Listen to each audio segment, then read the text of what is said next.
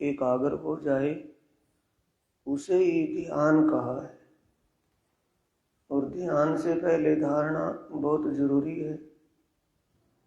धारणा का मतलब उस परमात्मा के बारे में ज्ञान होना, उसका स्वरूप शोभा श्रृंगार कैसा है, ये उसका पता होना बहुत जरूरी है।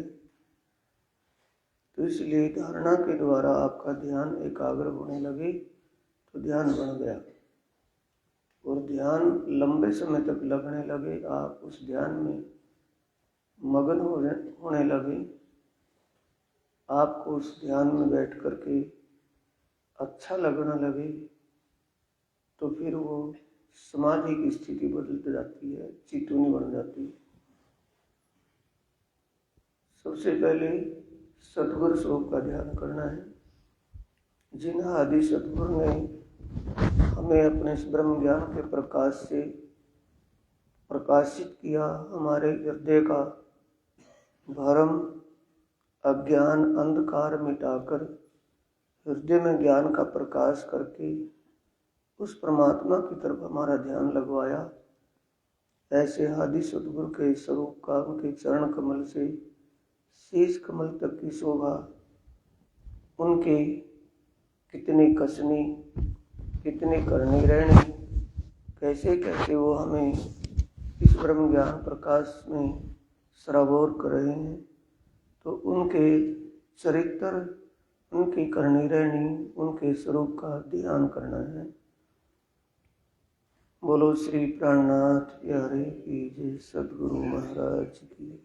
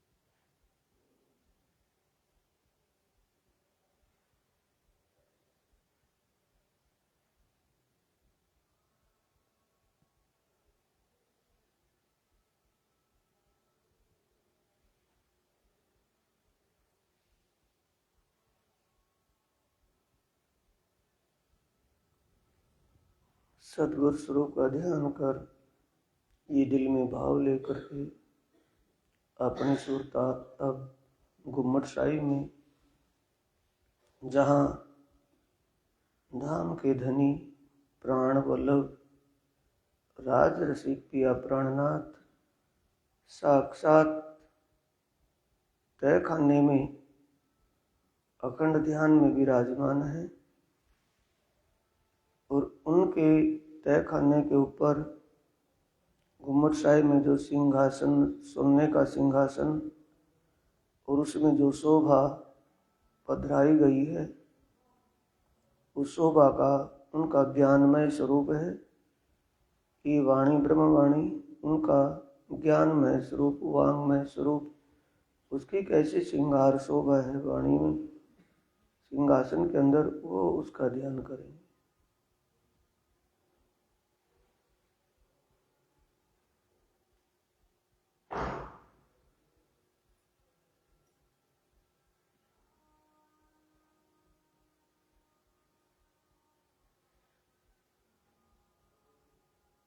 आदि सद्गुरु के साथ अंदर प्रवेश किया और प्रणाम कर उस शोभा को निहारे। स्वर्णिम सिंहासन, पाट घाट की तरह 12 थंब, 12 थंब पर 12 ही कलश, 2 कलश दोनों के बीच में, ऊपर गुम्मट और गुम्मट के ऊपर कलश, कलश के नीचे 2 मोरनियों की शोभा, नीचे सिंहासन के अंदर बड़ा छत्र लटक रहा है। छत्र में झालर हरे रंग के मोतियों की आई है। एक एक झालर में 3-3 मोती सुंदर शोभायमान हो रही है। दूसरा छत्र इसी के नीचे सोने का ही छत्र है, उसकी झालर सफेद रंग के मोतियों की आई है। नीचे प्रीतम धाम धनी प्राणनाथ जी का वांगमय स्वरूप, ज्ञानमय स्वरूप साक्षात बागी वस्त्रों में पधराया हुआ, जिनकी शोभा में छत्र के नीचे कलंगी, पाग के अंदर कलंगी, दुगदुगी,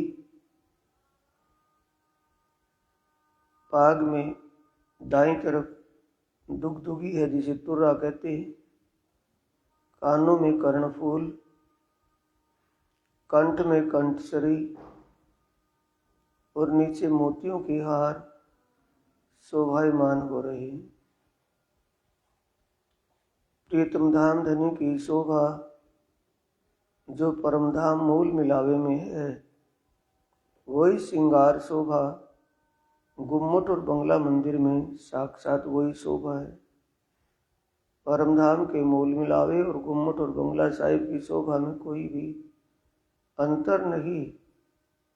सिर्फ अंतर इतना है, वहाँ की श्रृंगार शोभा उस तन की ही श्रृंगार शोभा है। यहाँ उस तन की श्रृंगार शोभा के अनुसार ही शोभा श्रृंगार बताई गई है, ताकि सुंदर साथ वहाँ की शोभा को समझ सके और उसमें ध्यान लगा सके।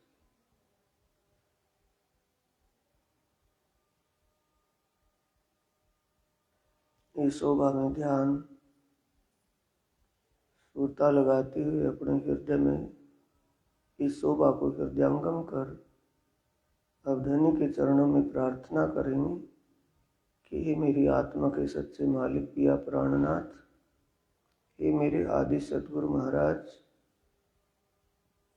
मुझ आत्मा को अपने परमधाम की शोभा का दीदार करवाइए, साक्षात्कार करवाइए।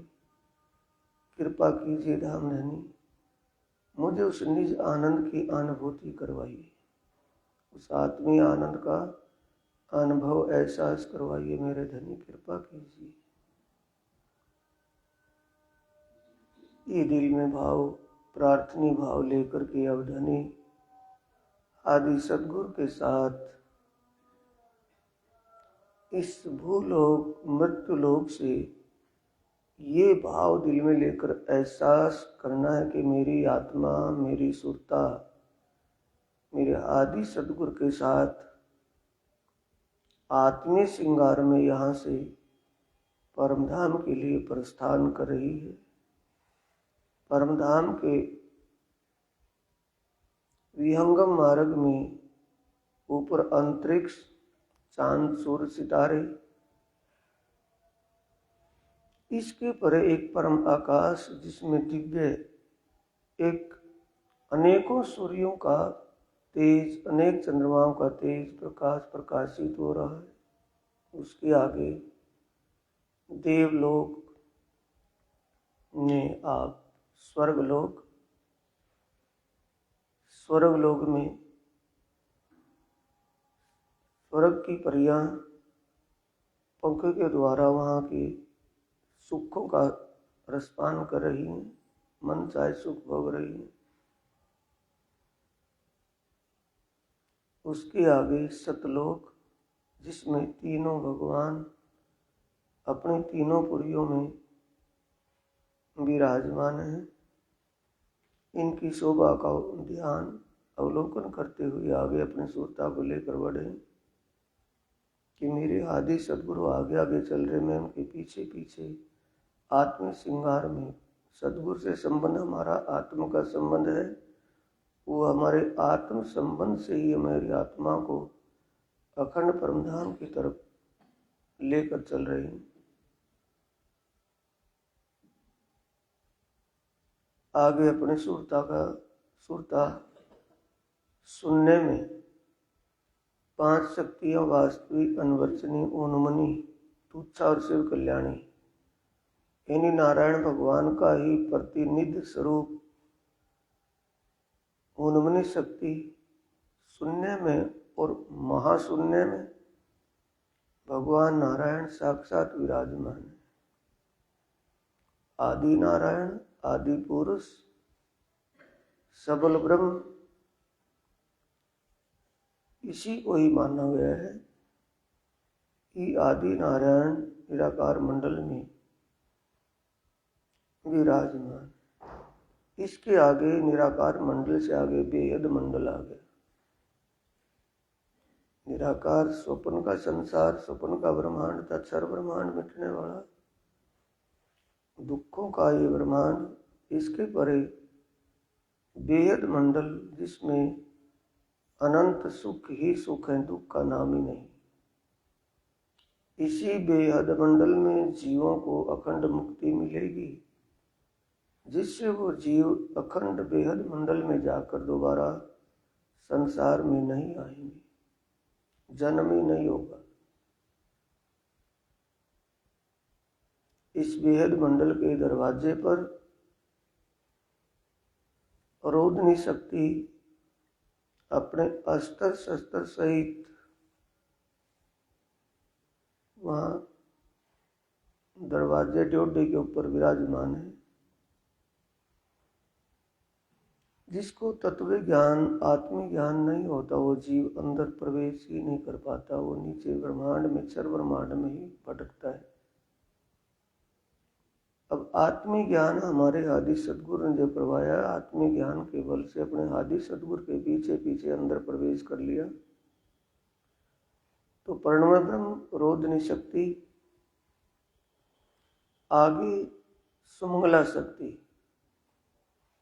शिव, सदाशिव, नाद शिव, ब्रह्म शिव, 4 शिवजियों के तो पावे बनाकर और परम शिव का बिछोना बिछाकर 5 शिवजियों के ऊपर ये चतुर्भुज स्वरूप सुमंगला शक्ति, अक्षर ब्रह्म की इच्छा शक्ति विराजमान है, जिसके विचारणे मात्र से अनेकों ब्रह्मांड पल भर में बन करके ही मिट जाते हैं। अनेकों ब्रह्मांड बनते मिटते रहती है सुमंगला शक्ति। इसी के साथ आवरण और विक्षेपा नाम की 2 शक्ति हैं, जो ब्रह्मांड की रचनात्मक सेवा में, सर्जना में कार्य करती है।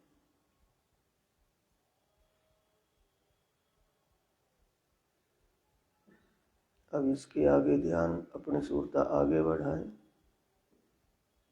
अखंड ब्रज की लीला, जो पहले ब्रज लीला इस भूलोक में हुई थी, वही ब्रज लीला यहाँ योग माया में अखंड रूप से चल रही है। बाल गोपालों के साथ श्याम सुंदर बाल लीलाएं, प्रेम की लीलाएं कर रही हैं।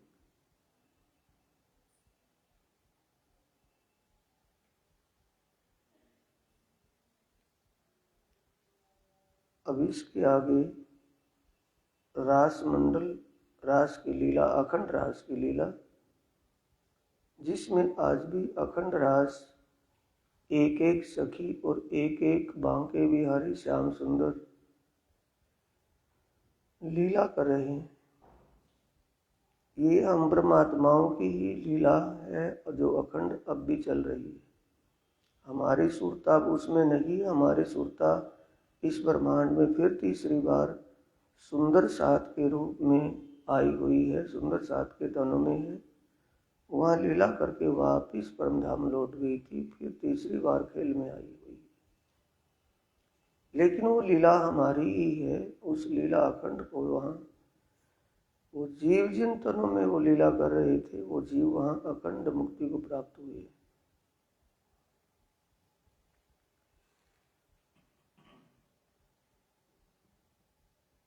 इसके आगे सबलिक ब्रह्म अपनी योग माया के साथ, योग माया शक्ति के साथ सिंहासन पर विराजमान है। सबलिक ब्रह्म धाम में आत्माएं यहाँ उनको चमर ढुला रही है, सखियां। इसके आगे जैसे परम धाम में अक्षर ब्रह्म और रंग महल और अक्षरातीत के रंग महल दोनों के बीच में 7 बणों के बीचों बीच जमुना जी प्रवाहित हो रही है। जमुना जी के ऊपर 2 पुल और 7 घाट, 7 बन, हौज कोसर तालाब और पुखराज पहाड़, ऐसी शोभा यहाँ भी आई। इसके आगे बढ़े तो केवल ब्रह्म धाम अपनी आनंद योग माया के साथ, नीचे सबलिक ब्रह्म तो अपनी योग माया के साथ सबलिक ब्रह्म धाम में विराजमान थे, पर यहाँ केवल ब्रह्म धाम में केवल ब्रह्म और उनकी आनंद योग माया सिंहासन पर विराजमान है। आत्माएं चमर ढुला रही है, फूलों के हार लेकर के खड़ी हैं। तो 12,000 सखियां यहाँ भी इनके चरणों में विराजमान है। शंकर भगवान को यही धोखा लग गया था, यही उसको भ्रम लग गया था। उस लीला को देख करके ही परमात्मा की लीला मान ली थी सच्चिदानंद स्वरूप की। उससे आगे भगवान शंकर का ध्यान, सुरता आगे नहीं बढ़ पाई। अब आप अपनी सुरता को उसके आगे बढ़ाएंगे। जब भगवान शंकर की सुरता आगे नहीं बढ़ पाई तो आप क्यों नहीं बढ़ पाई? कि जो तारतम्य ज्ञान आपको मिला है वो तारतम्य ज्ञान उनको नहीं मिला था। तब बिना तारतम्य ज्ञान के समझ पहचान नहीं होती, इसलिए परमात्मा को पहचानने में असमर्थ रह गए, निष्फल ही रह गए। इसके आगे महाराज जहाँ हुआ, ए स्वरूप ने ए वृंदावन ए जमुना तट सार, घर ते अतीत ब्रह्मांड ते अलग्यो तारतम्यों की जो निर्धार। रास ग्रंथ के प्रकरण 10 में जो कहा है, ये वो रास मंडल महाराज मंडल है।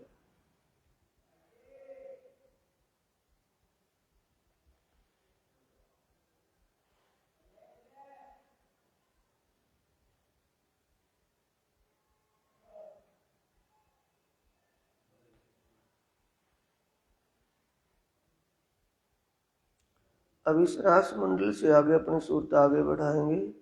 सतस्वरूप ब्रह्मधाम, जिसमें सतस्वरूप ब्रह्मधाम में सतस्वरूप ब्रह्म अपनी स्वामिनी जी के साथ सिंहासन पर विराजमान है। आत्माएं सखियां वहां चमर ढुला रही है सिंहासन के दोनों तरफ और फूलों की मालाएं लेकर के खड़ी हैं स्वामी को पहराने के लिए सतस्वरूप ब्रह्म को।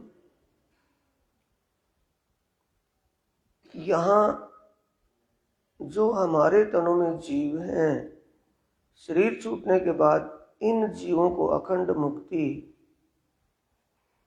इस निर्मल चैतन्य में यहाँ मिलेगी। सतस्वरूप ब्रह्मधाम के 2 भाग, नीचे महाकारण जो ईश्वर सृष्टि का मुक्ति स्थान है, ऊपर निर्मल चैतन्य जिसमें ब्रह्म सृष्टियों के जीवों का अखंड मुक्ति स्थान है।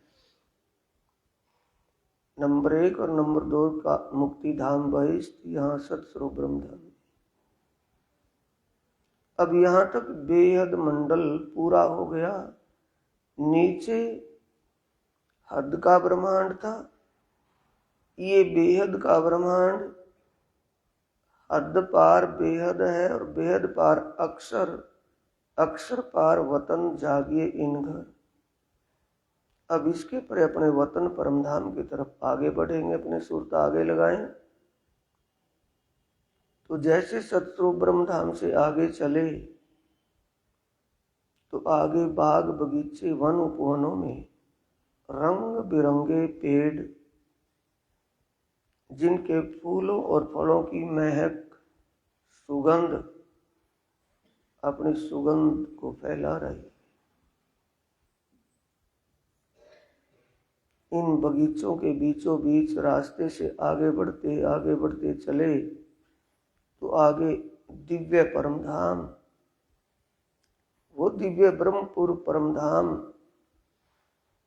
जिसके बारे में आज दिन तक किसी ने नहीं जाना था,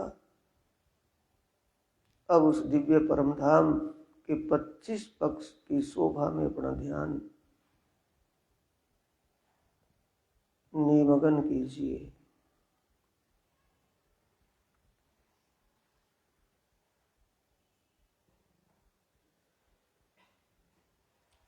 इस परमधाम के चारों तरफों गोलाई में 4 दिशा 4 कोणों में 8 सागर शोभायमान है।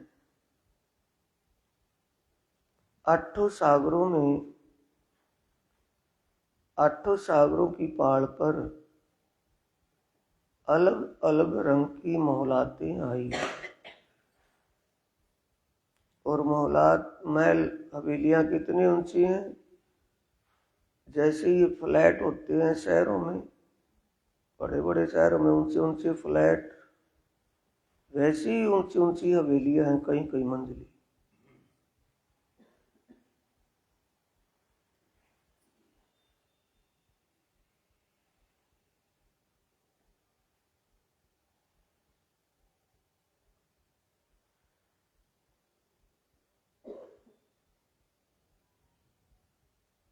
हर हवेली के मुख्य द्वार के सामने नीचे चांदनी चौक और चांदनी चौक में लाल और हरे वृक्ष खड़े हैं। 2 हवेलियों के बीच में गली आई है, बड़ा रास्ता, तिरपोलिया जिसे कहा है। इस तिरपोलिया बड़े रास्ते बड़ी गली से अंदर गए, अंदर सागर की शोभा को देख रही। सागर की पहाड़ पर 4 दिशा और 4 कोनों में 8 महाहवेलियां आई हैं। एक महाहवेली में 12,000 हवेलियों की 12,000 कतारें शोभा ले रही। इन महाहवेलियों के पहाड़ के नीचे, पहाड़ के आगे अंदर की तरफ बीच में तो बिल्कुल सेंटर बीच में सागर अपनी मस्ती में लहरा रहा है। सागर के बाहर चारों दिशाओं में हर महाहवेली के सामने बगीचे आए। एक महाहवेली में 12,000 हवेलियां होने से, 12,000 हवेलियों की कतार होने से 12,000 बगीचे आए हैं। चारों दिशाओं में 48,000 बगीचे और इन बगीचों के बीचों बीच रास्ते, रोस, और जो महाहवेली 2 हवेलियों के बीच में बड़ी गली आई है, उसके सामने बड़ा रास्ता, रोंस, बड़ी रोंस ऊपर से नीचे चलकर सागर के किनार पर आती है। सागर के अंदर टापुओं पर 12,000 टापू महल शोभा ले रहे हैं। ये भी हवेलियों के जितने ऊंचे आए। आत्माएं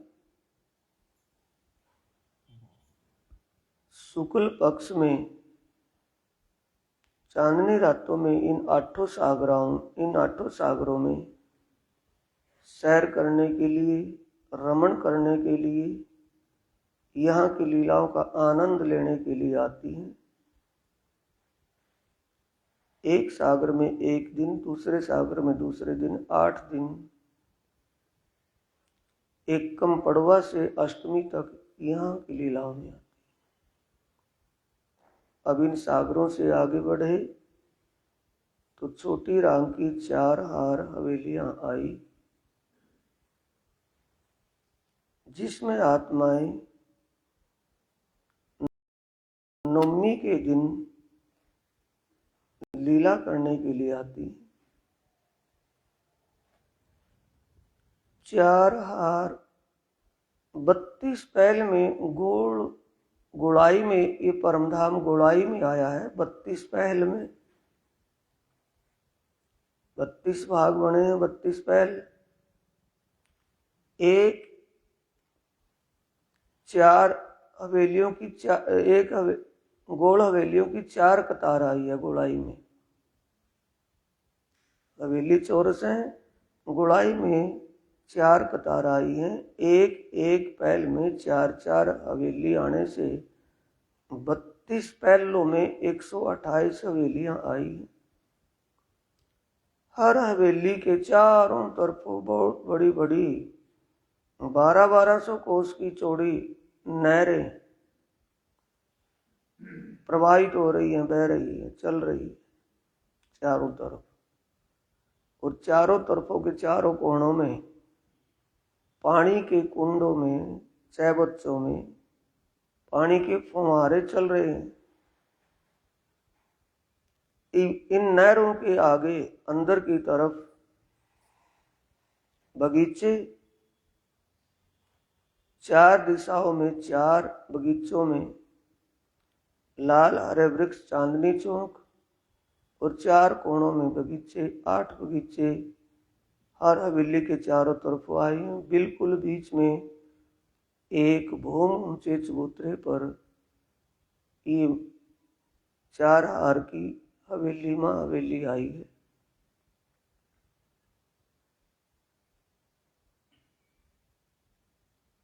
देखने में 5 भूम ऊंची दिखाई देती है, लेकिन एक एक भूम इतनी ऊंची है जिसमें 12,000 भूमें समा जाती हैं।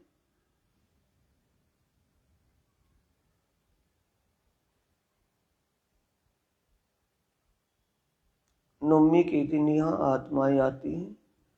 पहले इन नहरों में जल क्रीड़ाएं करती हैं, बड़ी नहरों में।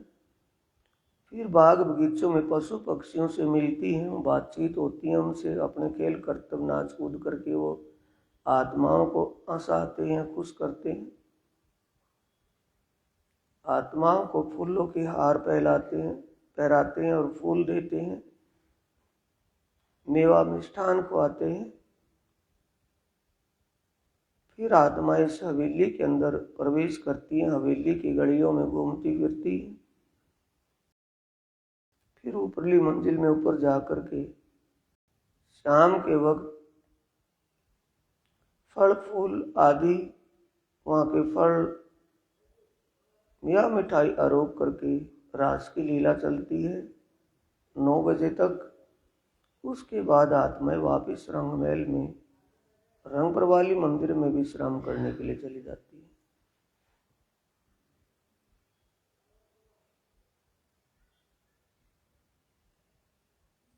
अब इस 4 हार हवेलियों से आगे अपना ध्यान करेंगे। आगे वन की मोहलाते आई है, यानी पेड़ का ही महल बना हुआ है। 5 मंजिल का पेड़ है। 5 मंजिल में 5 भूमों में एक एक भूम में 12-12 हजार हवेलियों की शोभा। इन हवेलियों में पशु पक्षियों का रैन बसेरा है, जो प्रीतम धाम धनी का गुण अनुवाद गाते रहते हैं हर पल। पीऊ पीऊ तू ही धनी धनी कसम कसम, ये रटना लगी रहती है। जब आत्माएं यहाँ 10वीं के दिन आती हैं तो यहाँ ये पशु पक्षी आत्माओं का बड़ा सेवा सम्मान करते हैं, नाच कूद कर अपने अपनी बोली में गा बजाकर उनको रिझाते हैं।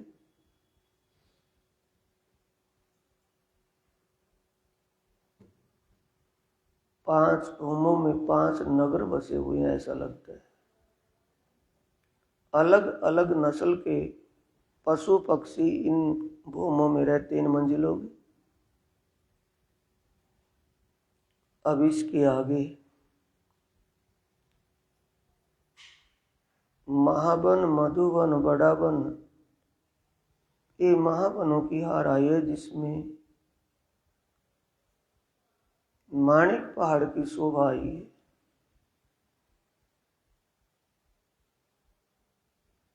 वनों को देख करके ऐसा लगता है जैसे पेड़ों की ही सीढ़ी बनी हुई हो, क्योंकि पहले बड़ा छोटा पेड़, फिर उसके आगे बड़ा, फिर उसके आगे उससे भी बड़ा ऊंचाई में। इसके आगे जवेरों के महलों की शोभा आई है।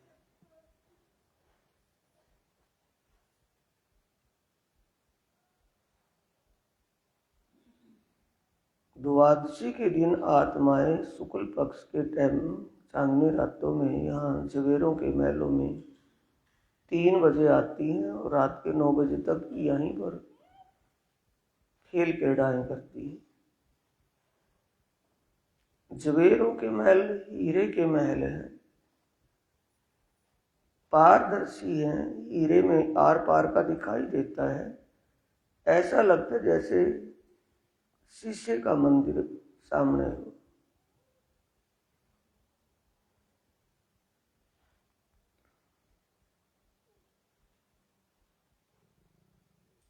इन मंदिरों की शोभा में पूरा आनंद लेती है।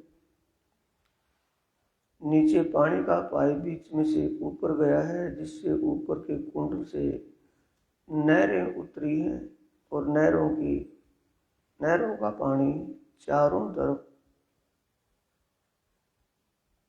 ऊंचे ऊपर के कुंडों से होता नीचे धाराओं के रूप में गिरता है। अंदर बैठने पर ऐसा लगता है जैसे छत पर भी पानी चल रहा है, बाहर दीवारों में भी पानी चल रहा है।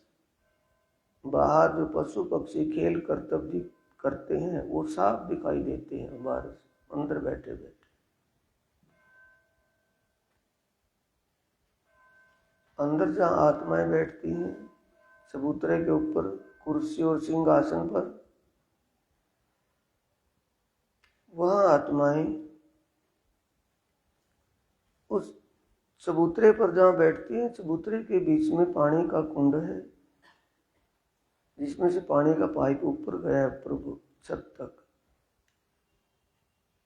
और कुंड के चारों तरफ फुलवारी के बगीचे हैं। फुलवारी के बगीचों से फूलों की महक रही है, सुगंध फैल रही है। और नहर जो चली हुई है, फुहारे जो चल रहे हैं, उनमें से पानी की शीतलता, सुगंध और शीतलता का एहसास आनंद विलास में खो जाती आत्मा आनंद लेती है।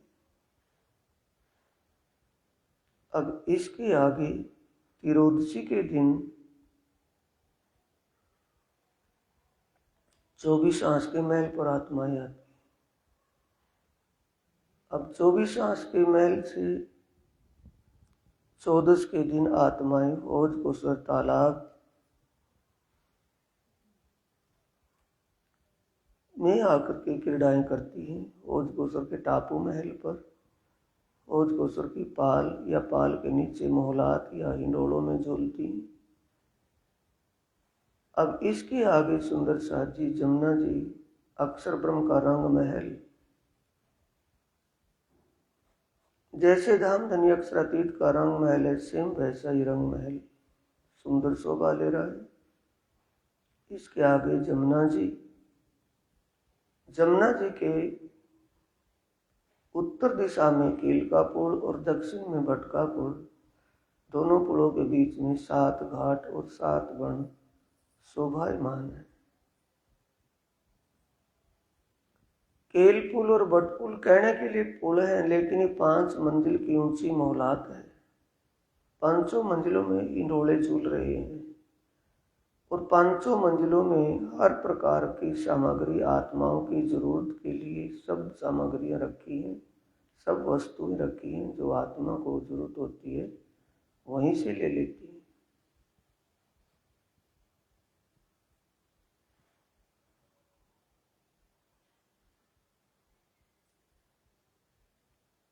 अब पाट घाट की शोभा को देखते निहारते, जमुना जी की शोभा को देखते निहारते हुए आगे बढ़े। पाट घाट से पाल से बनरोस और फिर पुखराज रोस से एक बहुत बड़ा रास्ता अमृत वन के बीचों बीच पश्चिम दिशा में चांदनी चौक में 100 सीढ़ियों के सामने तक गया है। इस रोस के दोनों तरफ नहरें चल रही हैं। अमृत वन का मतलब रसीले फलों का वन है। एक से एक रसीले फल की महक, कितनी महक होगी। जो उन पर फूल लगे हुए पेड़ों पर उनकी सुगंध, कितनी सुगंध है। तो इसलिए इसको अमृत रस वन का है। हर प्रकार का रस इसमें, रंग बिरंगे पेड़ पौधे। चांदनी चौक में गए। चांदनी चौक की शोभा को देख रहे हैं कि चांदनी चौक में सुरता के द्वारा इस शोभा को निहारना है, अपनी आत्म दृष्टि से शोभा को देखना है, अपनी चित्त वृत्ति से इस शोभा में लीन होना है। चांदनी चौक में ब्रीक रंग बिरंगी रेत चमचमा रही। दुकोनी तिकोनी चुकोनी रेत, और उसमें जो चबूतरे पर, एक चबूतरे पर लाल रंग का वृक्ष, एक पर हरे रंग का वृक्ष। इन दोनों पेड़ों के, दोनों वृक्षों के पत्तों की चमक हदों को पार कर रही है। कितनी चमक, शाइनिंग इन पत्तों में है, पेड़ के पत्तों में, कि लाल रंग के वृक्ष के पत्तों ने नीचे सफेद रंग की रेती को भी लाल लाल दिखा दिया है। ऐसा दिखता दूर से जैसे रेत भी लाल है। हाथ में रेत उठाएंगे तो सफेद है, लेकिन दिखाई देता है क्योंकि पत्तों की चमक ही इतनी है। हरे रंग के पेड़ ने रेत को हरा हरा किया हुआ है। इनसे क्या महसूस होता है? सुंदर सादी लाल हरा वृक्ष जो है, कि जब वहां के पेड़ पत्तों में इतनी चमक, इतनी शाइनिंग, इतनी क्वालिटी है, तो रंग महल की क्वालिटी कितनी होनी चाहिए? इसे अनंत गुना है।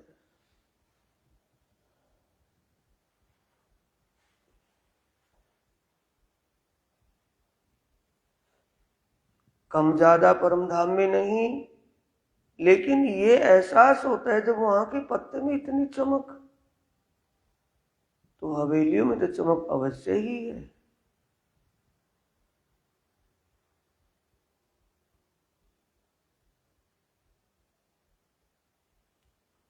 रंग महल के अंदर 100 सीढ़ियों पर चढ़ करके प्रवेश किया। मुख्य दरवाजे के दोनों तरफ 2 चबूतरे, 4 मंदिर के लंबे, 2 मंदिर के चौड़े, जिन पर बाहर आते और बाहर निकलते और अंदर जाते वक्त आत्माएं यहाँ पर बैठती हैं और अनेक प्रकार की हंसी खुशी की बातें करती हैं, अपने धनी के साथ प्रेममयी बातें करती हैं। अब इस चबूतरों से आगे मुख्य दरवाजे पर आए तो मुख्य दरवाजे के किवाड़ शीशे के आकार के हैं, क्योंकि बाहर जो सामने बाग बगीचे हैं अमृत वन आदि के, जमुना जी की शोभा तक, बगीचों की शोभा तक इन किवाड़ों में दूर से ही चमक रही है। इतनी शाइनिंग इन किवाड़ों के अंदर है। अब मुख्य दरवाजे के अंदर प्रवेश किया तो सामने 28 स्तंभ का चौक, जिसमें सोफे और कुर्सियां लगी हुई हैं। आत्माएं आते जाते वक्त रंग महल में यहाँ भी बैठती हैं। इस 28 स्तंभ के चौक से आगे बढ़े तो सामने रसोई की हवेली, चौरस हवेली देख रही, जिसमें 11 मंदिर का दहलान, सामने ही उसके दोनों तरफ उत्तर दक्षिण में 5-5 मंदिर और फिर मंदिर के 5 मंदिर के बाद कोने के मंदिर से 10 मंदिर, मंदिर का मतलब कमरे, रूम, फिर आगे दरवाजा और उसके आगे दहलान। उत्तर और दक्षिण में मंदिरों के आगे बड़े दरवाजे से दहलान है। 3 दहलाने हैं यहाँ। और जितनी भी चौरस हवेलियां हैं उनमें दहलान नहीं है, सब में मंदिर ही मंदिर है, कमरे ही कमरे।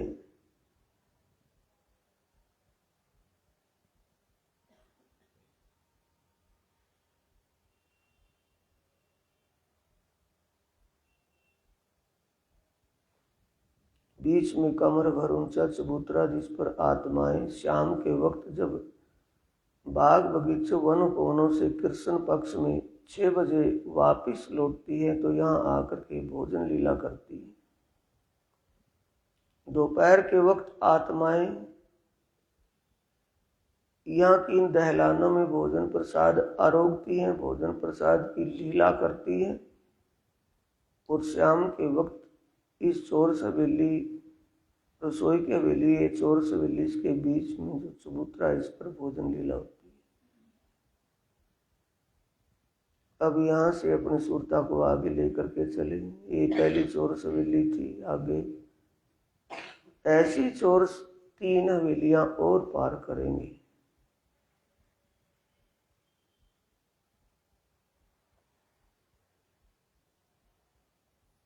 तीन हवेली चौरस पार करेंगे तो उनमें दहलान नहीं है, मंदिर ही मंदिर हैं चारों दिशाओं में। एक एक दिशा में 20-20 मंदिर आए हैं तो 80 मंदिर और 4 दरवाजे आए। आगे गौड़ हवेली, 5वीं गौड़ हवेली आई, जिसमें पहले एक थंबों की हार आई है, रंग बिरंगे अलग अलग रंग के थंब, और थंब जो आपस में ज्वाइंट हुए हैं मेहराब। एक थंब एक रंग का है तो उसकी 2 मेहराब हैं, एक एक तरफ गई, दूसरी तरफ। और थंब के आगे दूसरे रंग का थंब, उसके अपने रंग की मेहराब निकल करके गई। तो आपस में जो इन थंबों की मेहराब मिलती है ऐसा लगता है जैसे रंग बिरंगे पंखों का पक्षी उड़ रहा हो। अब इसके आगे बढ़े तो आगे 60 मंदिर आए हैं जो अलग अलग रंग के ही हैं। इन 60 मंदिरों के चारों दिशाओं में 4 दरवाजे आए हैं।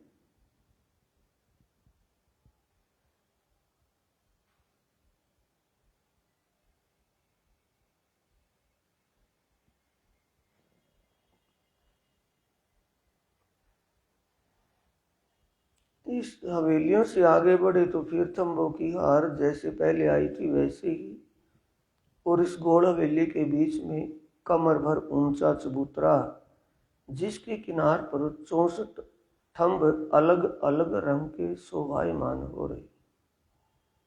चारों दिशाओं में बीच के 2 थंब एक ही रंग के आए, उसके दाएं बाएं दूसरे रंग के थंब आए हैं। पूर्व दिशा में जैसे अंदर मूल मिलाए में जाएंगे तो बीच में हरे रंग के 2 थंब आए हैं, उसके दाएं बाएं दोनों तरफ नीले रंग के थंब आए।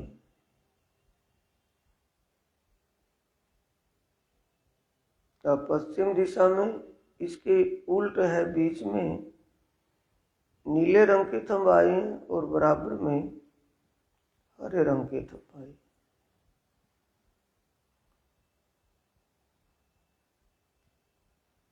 उत्तर दिशा में पीले पुखराज पीले रंग के थंब आए हैं, बीच में दाएं बाएं लाल माणिक रंग के हैं। दक्षिण दिशा में बीच में लाल माणिक रंग के हैं और दाएं बाएं पुखराज रंग के पीले रंग के। इससे ये एहसास होता है कि यहाँ से अंदर जाने के लिए सीढ़ियाँ लगी हैं इनके सामने, यानी अंदर जाने का या बाहर आने का रास्ता है यहाँ। बाकी थंब अलग अलग रंग के ही आए। थंबों के ऊपर हरे रंग का चंद्रमा, झलझलाहट कर रहा है, जिसमें अनेक प्रकार की कसीदाकारी की हुई है।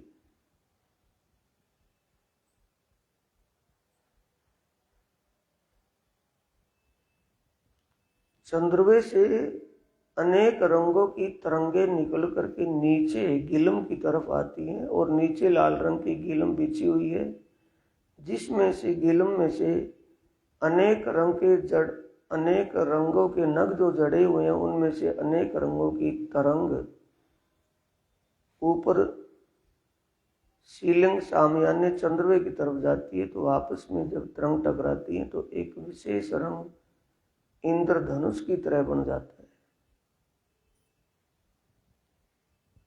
बीच में सिंहासन, 1000 पंखुड़ियों के कमल के फूल का चित्र इस गिलम के ऊपर बना हुआ है। ये चित्र भी सचमुच के हैं, सचमुच का फूल लगे जैसे। इस पर सोने का सिंहासन है, स्वर्णिम कंचन रंग का सिंहासन, जिस पर युगल स्वरूप शोभायमान है। युगल स्वरूप के नीचे एक गादी पर 2 चाकले हैं, पीछे 5 तकिए, 2 पीछे, 2 साइडों में, एक बीच में। सिंहासन के ऊपर 2 गुमटियां, उनके ऊपर 2 कलश और 6 डांडे आने से 6 डांडों पर 6 कलश। सिंहासन के सामने 2 नूर की चौकियां बिछी हुई है। युगल स्वरूप जब सिंहासन पर विराजमान होते हैं तो इन चौकियों पर उनके चरण कमल आते हैं।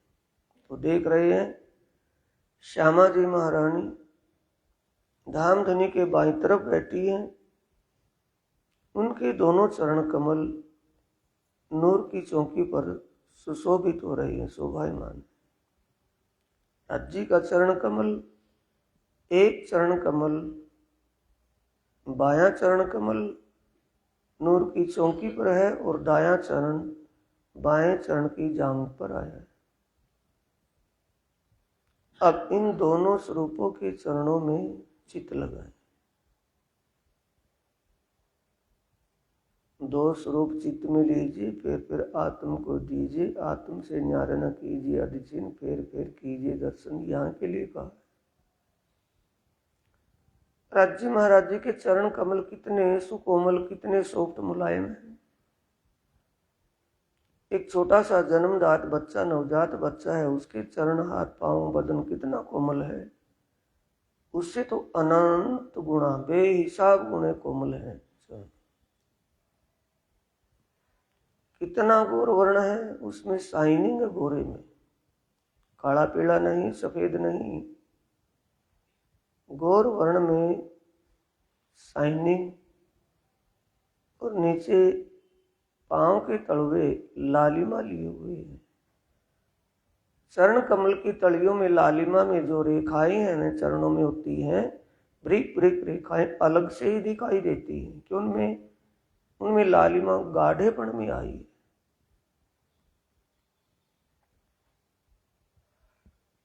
धामधनी केसरिया रंग की इजार पहने हुए है, सफेद रंग का जामा कमीज पहने हुए है। इजार में अनेकों रंगों के नग चढ़े हुए, सिद्धाकारी की हुई है। नीचे टपड़ों में झांझरी, घुंघरी और कांबी कंडला आभूषण पहने हुए।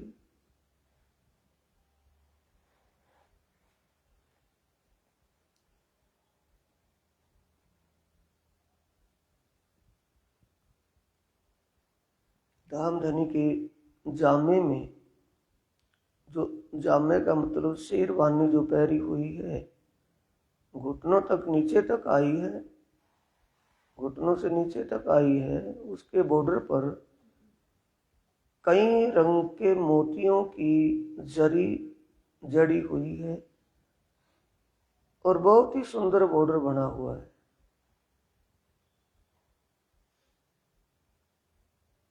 मोरनी के आकार का बॉर्डर बना हुआ है, बहुत ही सुंदर लग रहा है। कमीज में पीले रंग के धागे से ऐसा लगता है कि पीले रंग का फूल खिला हुआ है कमीज के अंदर। फूल बूटियों के चिन्ह बने हुए हैं, चित्र बने हुए। खवों के ऊपर, कंधों के ऊपर, कंधे के ऊपर भी ये बगल में केवड़े के फूल की तरह कसीदाकारी की हुई है, जिसमें कई रंगों के नग जड़े हुए दूर से चमचमा रहे। धामधनी अक्षरातीत सिराज जी महाराज जी के गले में, ग्रेवान में भी ऐसी कसीदाकारी की हुई है कमीज में, दूर से देखने में ऐसा लगता है जैसे हार पहना हुआ है। कंधों के ऊपर पान के पत्ते की तरह कोतकी, जिसको वाणी में कहा है, कोतकी का चिन्ह बना हुआ है, जिसमें अनेक रंग के नगों के मोती जड़े हुए सुंदर शोभा ले रहे।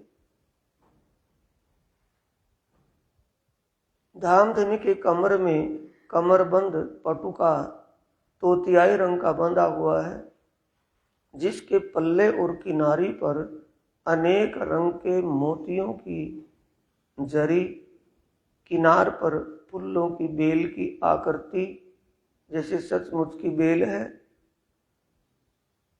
और फूलों की शोभा। पिछोरी जो कंधों के ऊपर ओढ़ी हुई है, वो आसमानी रंग की पिछोरी, और उसके किनार और पल्लों पर भी अनेक प्रकार के फूलों की कसीदाकारी रंग बिरंगे नगों में की हुई। धामधनी अक्षरातीत सिराज जी महाराज जी की हस्त कमल की उंगलियां, पतली पतली उंगलियां, अंगूठा पतला और कितना गोरा और कितना मुलायम है, हथेलियां और नीचे से लालिमा लिए हुए, और ऊपर पंजे के ऊपर गोरा वर्ण चमचमा रहा है।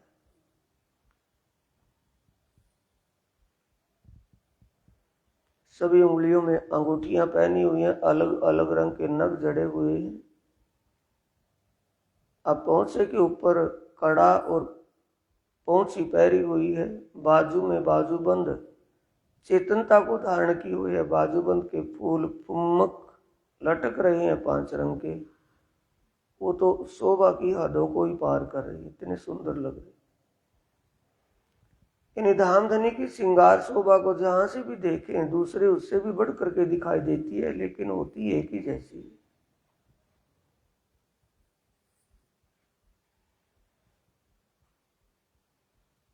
धामधनी के कंठ में 3 लड़ियों का हार कंठसरी,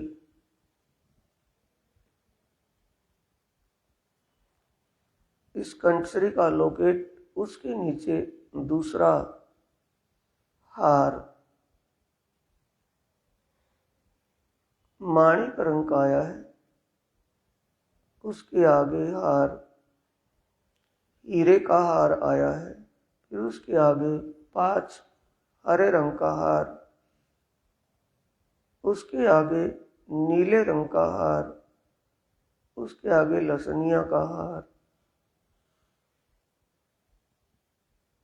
ये धामधनी के कंठ और छाती की शोभा आई।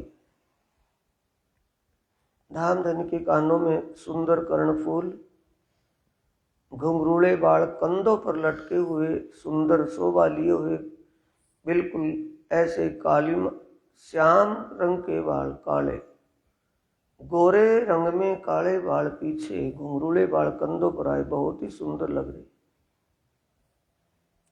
शीश कमल पर पाग बंधी हुई है लाल रंग की, सिंदूरी रंग की पाग में अनेक प्रकार के फूलों की बेल और फूलों के डिजाइन कसीदाकारी में बने हुए, बहुत ही सुंदर लग रही। धामधनी के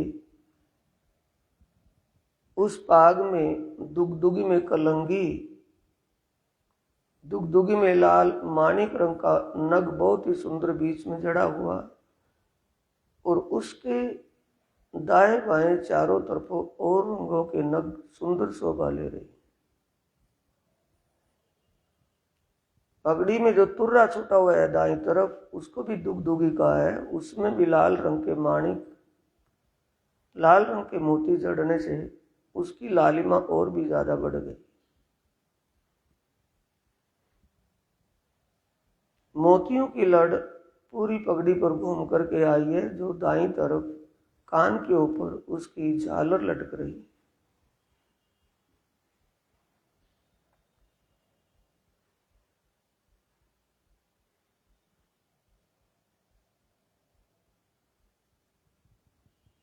धामधनी का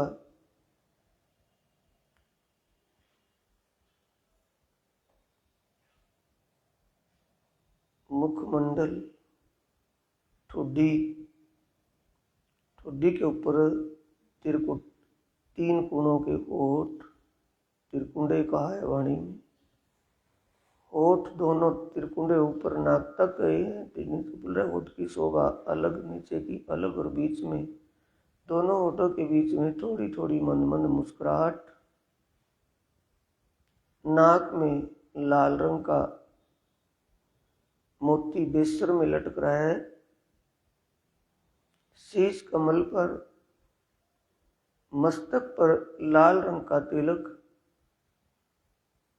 धामधनी की भौहें, तिरछी भौहें और पलकों की बरौनियां, ये बाल, और उनके बीच में शीतलता का एहसास करवाते हुए नेत्र कमल। नेत्र शीतल भोए बंके तिलक मस्तक मोहिनी, इसी के लिए कहा गया है। जब अपनी आत्म की दृष्टि से पिया प्रीतम धामधनी प्राणनाथ धाम के दुलाक्षरातीत की नजरों से नजर जुड़ी हुई है, अपनी सुरता से, अपनी आत्म की दृष्टि, आत्म की नजर से प्रीतम की नजरों में नजर डाल करके देखना है। कितना आनंद, कितना सुख, कितने आनंद का एहसास होगा, क्योंकि आनंद का सागर, इश्क का सागर लहरा रहा है उन नजरों में। इश्क भरी नजर अपनी तरफ आत्मा को खींच रही है, यानी अच्छा लग रहा है, आत्मा को आनंद का एहसास हो रहा है। मंदबंद मुस्कुरा रहे हैं प्रीतम धामधनी। प्रीतम धामधनी की मुस्कुराहट को देख करके आत्मा के अंदर भी मुस्कान का भाव आया है, आत्मा भी मुस्कुरा रही है।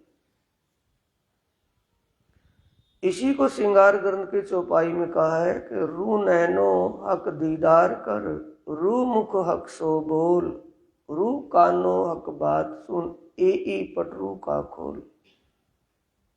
ए पटरू का खोलना, यानी कि इसी को आत्म दृष्टि से, ध्यान की दृष्टि से निहारना है। अरस परस जब यो हुआ तब सुख देवे श्यामा श्याम, जब हम उस पिया से एक रूप हो गए, अरस परस उसी में गुण मिल गए, उसी शोभा में खो गए, तो इसे कहते हैं प्रीतम को पा लेना। जब ये शोभा हमारे दिल में बस जाएगी तो हमारा दिल ही वो परम धाम बन जाएगा, उसी दिल में धनी की बैठक हो जाएगी।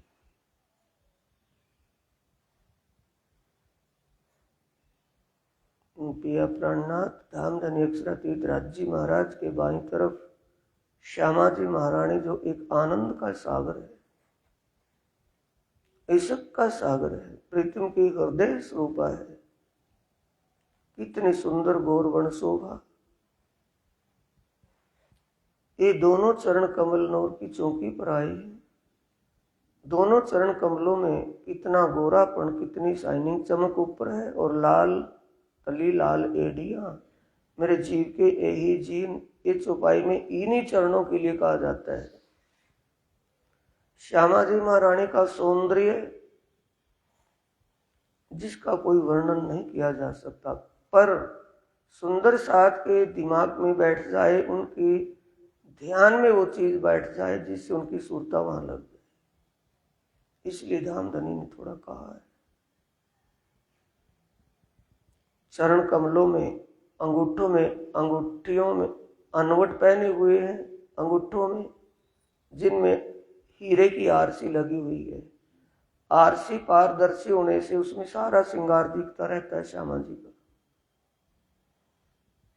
श्यामा जी अपने सारे श्रृंगार को अंगूठों में लगी आरसी से देखती रहती है। सभी उंगलियों में बिछुए, जिनमें अनेक रंग के नग जड़े हुए हैं, चुपटियां, बिच्छू का मतलब चुपटियां पहनी हुई है। उन चुपटियों में अनेक कई रंग के नग जड़े हुए सुंदर शोभा ले। लहंगा पेटीकोट हरे रंग का आया है। पेटीकोट के बॉर्डर नीचे कन्नी पर बहुत सुंदर बॉर्डर कसीदाकारी में जड़ा हुआ सुंदर बना हुआ है। लहंगे में अनेक प्रकार के फूल बेल बूटियों के डिजाइन बने हुए।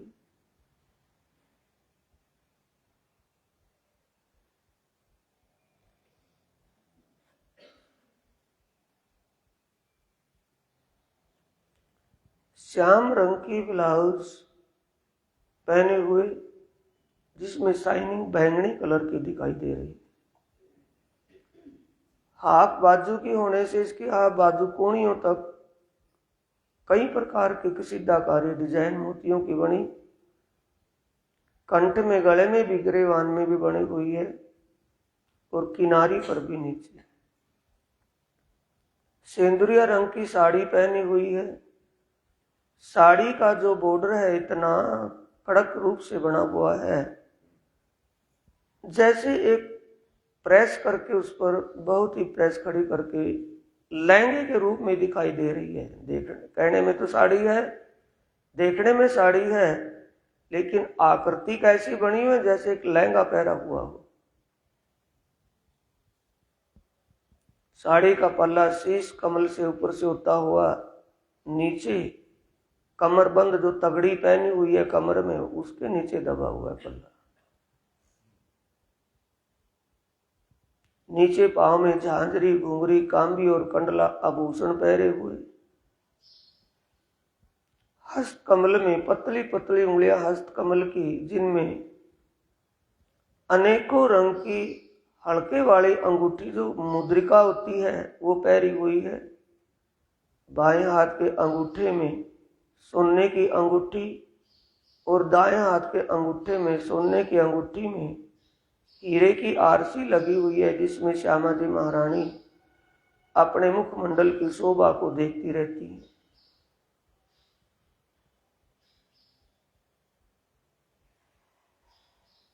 जब भी मौका पाए बीच बीच में अपने श्रृंगार को देख लेती हैं श्यामा जी।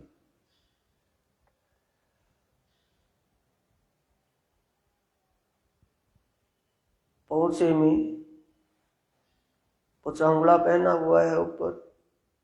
पुचांगले के अंदर पहुंचे के ऊपर पुचांगले में कईयों रंग के नग जड़े हुए चमचमा रहे हैं। पुचांगले के ऊपर 9 घड़ी पहरी हुई। 9 घड़ी की कांगरी 2 हैं, दोनों कांगरियों में बहुत ही सुंदर नग जड़े हुए। इस 9 घड़ी के आगे 9 रंग का चूड़ 9 रंग के रत्नों से चमचमा रही। 9 रंग के चूड़, 9 चूड़ के आगे कंकणी पहनी हुई है, कंगन। उस कंकणी की आवाज परमधाम को गुंजाए मानी, धीमी धीमी आवाज सुनती रहती है। ये श्यामा जी महारानी के आभूषणों की विशेषता। उसके ऊपर कोणी के ऊपर बाजूबंद, जिसमें बहुत सुंदर फूंदे लटक रही है। श्यामा जी महारानी के कंठ में चीड़ का हार, 5 लड़ियों का हार, कंठसरी जिसे कहा है। इसके आगे चंपकली का हार, जिसके 2 पैंडल बने, एक छाती पर आया, एक नीचे पेडू तक गया है, लंबा हार है। चंपकली के हार के आगे माणिक लाल रंग का हार, फिर आगे हीरे का हार, उसके आगे पैंडल आ गया चंपकली के हार का। उस पैंडल के नीचे सच्चे मोतियों का हार, फिर उसके आगे लसनिया का हार और नीचे नीलवी का हार शोभायमान होता।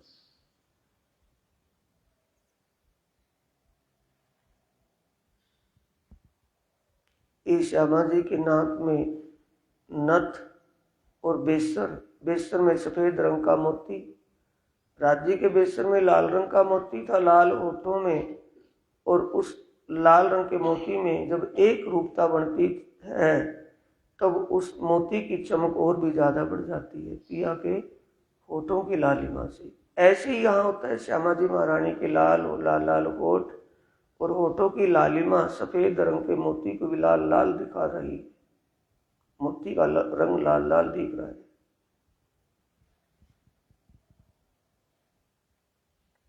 श्यामा जी महारानी की मांग में सिंदूर ऐसा लगता है जब कदीमी से भरा होता है, कभी भी उसमें से लालिमा हटती ही नहीं।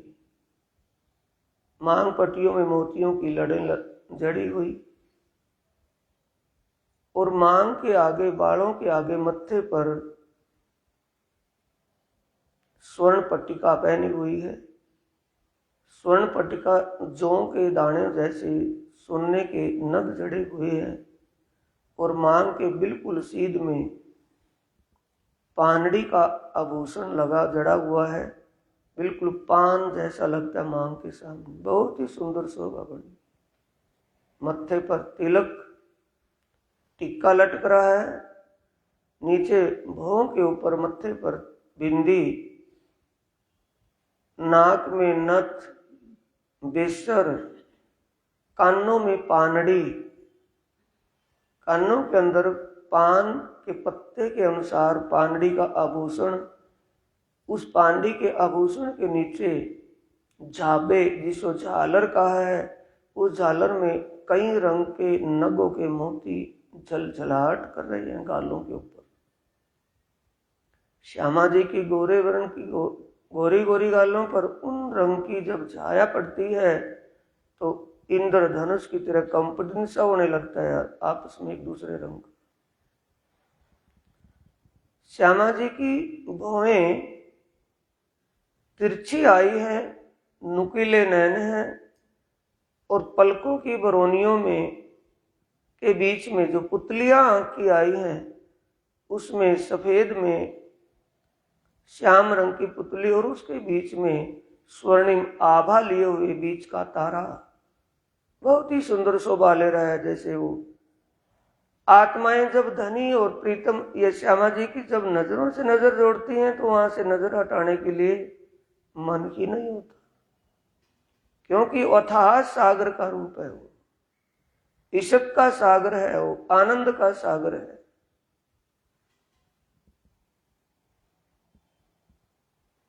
श्यामा जी महारानी और राज्य महाराज जी के नख से सिर तक अंग प्रत्यंग में जो वस्त्र व आभूषण आए हैं ये श्रृंगार शोभा के लिए धनी कह रहे हैं।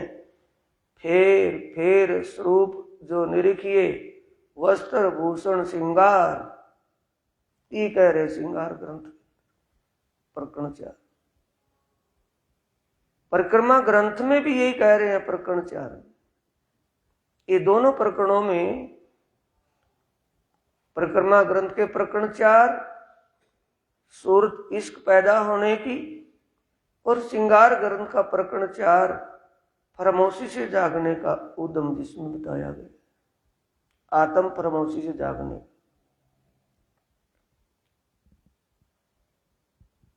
युगल स्वरूप की शोभा, सिंहासन पर शोभायमान, सिंहासन कंचन रंग का जिसकी आभा दिव्य तेज फैलाते हुए आसमान को छूती हुई दिखाई दे रही है। ऊपर चंद्रमा जिसकी नीचे नूरी तरंगे झलक रही है। सिंहासन पर बैठे युगल स्वरूप की श्रृंगार शोभा, उनके तन बदन की श्रृंगार शोभा अपनी चारों तरफों शोभा को फैला रही है। वो तरंगित हो रहा है दिव्य तेजों से और उसके चारों तरफों घेर करके जो आत्माएं बैठी हैं 12,000, वो भी श्यामा जी महारानी की तरह श्रृंगार सज करके बैठी हैं। चेहरे सबके एक जैसे हैं, साड़ियां अलग अलग रंग की दिखाई दे रही हैं। जब चेहरा देखते हैं, फेस देखते हैं, तो लगता है कि एक ही जैसी आत्मा, एक ही आत्मा तो नहीं है इतने श्रृंगार धारण करके, क्योंकि सब धामधनी की हृदय स्वरूप है। किसी का चेहरा लंबा गोल पतला ऐसा नहीं है, सबका चेहरा एक ही समान। आप विचारिए, इस मूल मिलावे में बैठी ये ब्रह्म आत्माएं पिया को घेर करके चारों तरफों से श्रृंगार सज करके बैठी हैं। प्रीतम धान धनी भी अपने श्रृंगार शोभा किए हुए बैठे हैं। तो कितना दिव्य प्रकाश, दिव्य तेज इस पांचवी गोड़ हवेली में, एक विशेष ही शोभा और विशेष आनंद इस पांचवी गोड़ हवेली। ऊपर चंद्रा, नीचे गिलम और मूल मिलावे के बाहर किनारे पर चारों तरफों इस चबूतरे के ऊपर थंब अलग अलग रंग के। ऐसा लगता है जैसे रंग बिरंगा पक्षी पंखों से उड़ता हुआ दिखाई दे रहा, मेहराबों की तरफ देखते हुए। शोभा को देखकर ए मूल मिलावा अपना नजर दीजिए इत, पलक न पीछे फेरिए ज्यों इश्क अंग उपजत। हृदय के अंदर ये शोभा हृदयंगम हो जाए, इस प्रकार उस शोभा में डूब जाइए, खो जाइए वहां। शोभा को देख निहार करके अब मूल मिलावे के चबूतरे से नीचे उतरे, थंबों की शोभा को देखते हुए बाहर आए। हवेलियों की शोभा, मंदिरों की शोभा को देखा तो बाहर आए, फिर थंबों की हार आई।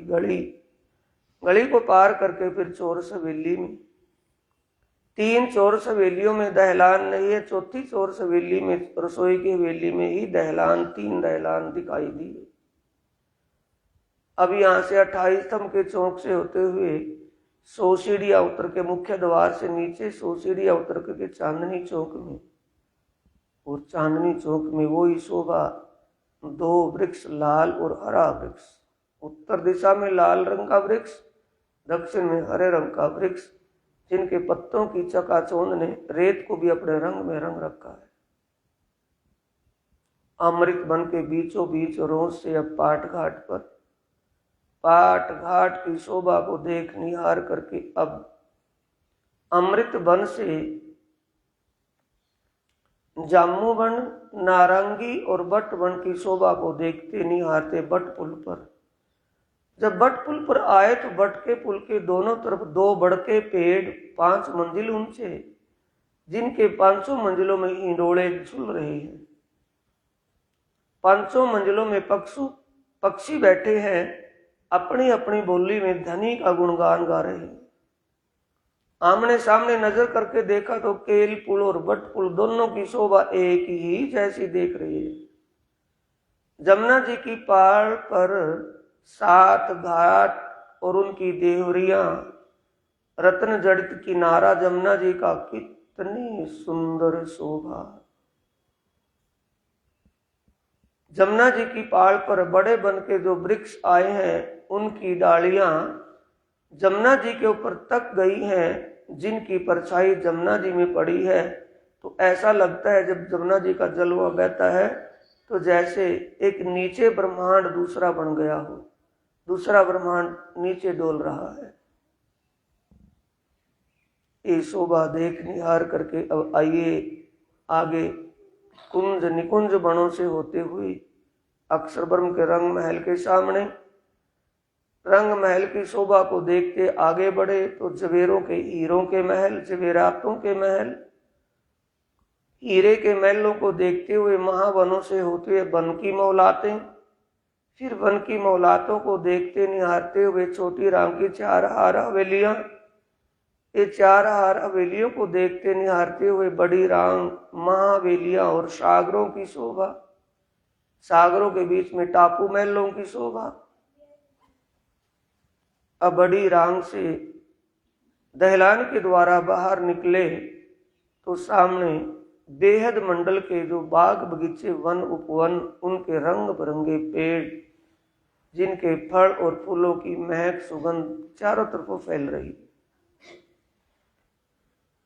ये दिव्य परमधाम की शोभा को देखते हुए आगे बेहद मंडल में सतस्वरूप ब्रह्म धाम में सतस्वरूप ब्रह्म अपनी स्वामी जी के साथ सिंहासन पर विराजमान, इनकी शोभा का अवलोकन करते हुए आगे केवल ब्रह्म धाम में केवल ब्रह्म अपनी आनंद योग माया के साथ सिंहासन पर विराजमान 12,000 सखियां इनके चरणों में बैठी है गिलम के ऊपर गलीचे पर। और आगे जमुना जी पार करके सबलिक ब्रह्म धाम में सबलिक ब्रह्म अपनी योग माया के साथ सबलिक ब्रह्म धाम में सिंहासन पर विराजमान है। आत्माएं सखियां चंवर ढुला रही हैं।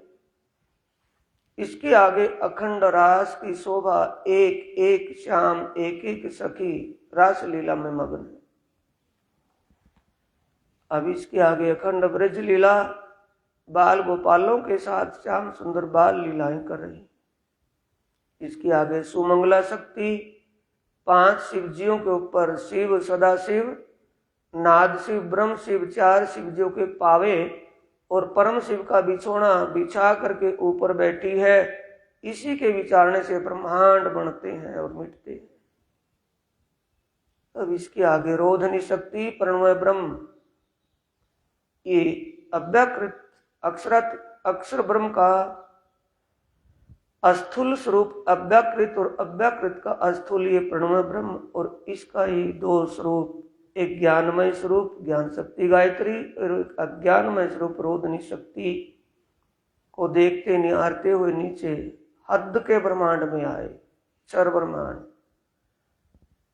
महाशून्य में निराकार मंडल में आदि नारायण महरूपी जल में अंडे से प्रकट होते हुए स्वरूप साक्षात विराजमान। इसके नीचे फिर शून्य में उन्मनी शक्ति 5 शक्तियों के साथ वास्तविक अनवर्चनी उन्मनी तुच्छ और शिव कल्याणी 5 शक्तियां विराजमान। नीचे सतलोक में 3 भगवान शंकर भगवान पार्वती भगवान विष्णु और लक्ष्मी जी ब्रह्मा और ब्रह्मांड विराजमान। उसके नीचे स्वर्ग लोक आया। स्वर्ग लोक में देवराज इंद्र अपने सिंहासन पर विराजमान है और स्वर्ग की प्रिया वहां के सुखों का सुख भोग कर रही।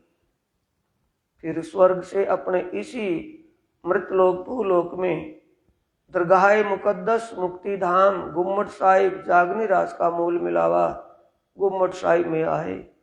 अपने आदि सदगुरु के साथ यहाँ आए और गुम्मट साहिब में आकर के आदि सदगुरु के चरणों में दंडवत प्रणाम कर रही।